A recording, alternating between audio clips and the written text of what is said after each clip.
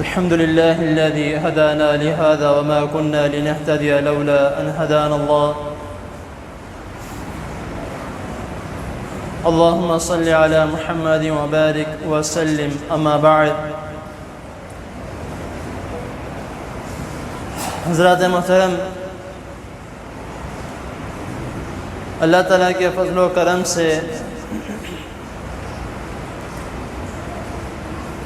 رمضان المبارک سے پہلے بلوغ المرام من ادلۃ الاحکام آپ کے سامنے احادیث بیان کی جا رہی تھی،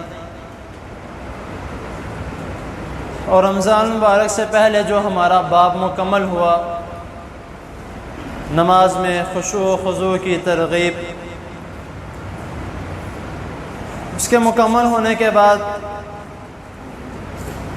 میں نے یہ کہا تھا کہ انشاءاللہ تعالی اللہ تعالیٰ نے زندگی دی تو رمضان کے بعد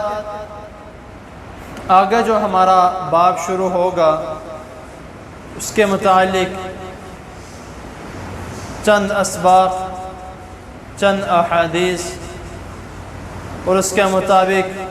چند آیات بھی انشاءاللہ تعالی بیان کی جائیں گی.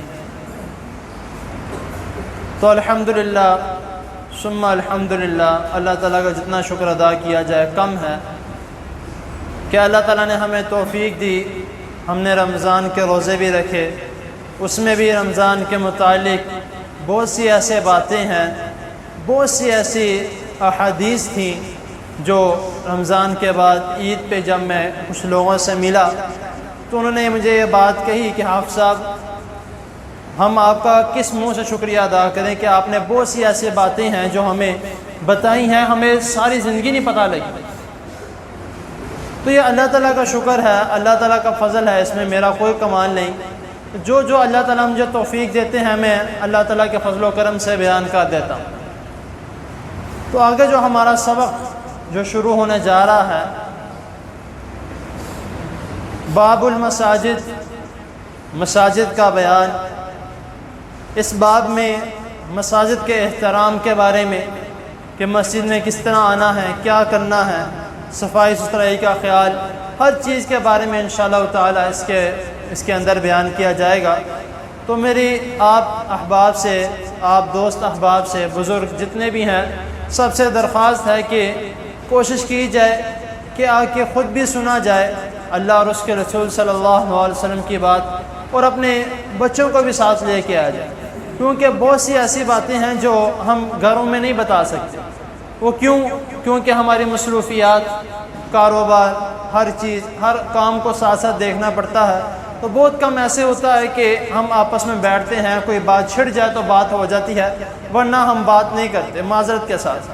تو اسی لیے کوشش کرنی چاہیے کہ ہم خود نماز پڑھنے کے لیے آتے ہیں تو اپنی اولاد کو بھی، اپنے بچوں کو بھی نماز پڑھنے کے لیے لے کے آیا جائے، تاکہ وہ بھی اللہ اور اس کے رسول صلی اللہ علیہ وسلم کی بات سنیں، اس پر عمل کریں، سیکھیں اور سمجھیں. یہی ایک ذریعہ ہے، یہی ہمارے لیے آخرت کا جو ایک پیکج ہے جو ہمیں بچانے کے لیے. تو ہمیں کوشش کرنی چاہیے کہ ہمیں اپنے لیے جتنی زیادہ ہو سکے ڈال اکٹھی کرنی چاہیے. اگر ہم چاہتے ہیں کہ ہم قیامت والے دن اللہ تعالیٰ کے عذاب سے، جہنم کے عذاب سے بچیں، اللہ ہم سب کو بچا کے رکھے، ہمیں جنت میں داخل کرے، اگر ہم چاہتے ہیں تو ہمارے لیے ایک بہترین ذریعہ یہ ہے کہ ہم مسجد میں آئیں، آ کے اللہ اور اس کے رسول صلی اللہ علیہ وسلم کی بات سنیں، اس پر عمل کریں.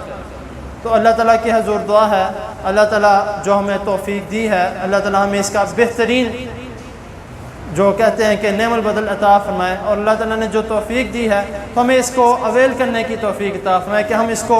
چھوڑ نہ سکیں. تو اللہ تعالیٰ کی حضور دعا ہے اللہ تعالیٰ ہمیں جو سنا ہے اس کو سمجھنے کے، اس پر عمل کرنے کی توفیق عطا فرمائے، اور ہم آگے جو سنیں گے اللہ تعالیٰ ہمیں اس پر بھی عمل کرنے کی توفیق عطا فرمائے. جزاکم اللہ.